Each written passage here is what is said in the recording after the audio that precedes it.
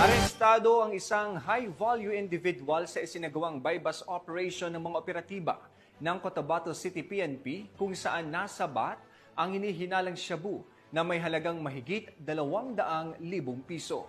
Patrolwoman Maria Senora Agbuya sa report.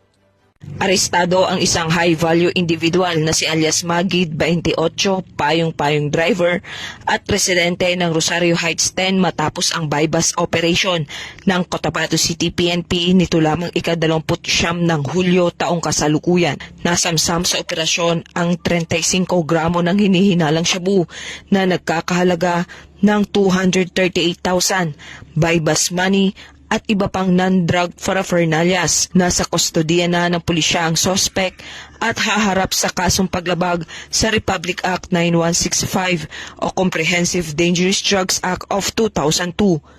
Patuloy naman ang Cotabato City PNP sa mas lalong pagpapaigting ng kampanya kontra iligal na droga upang masiguro ang kaligtasan ng bawat mamamayan.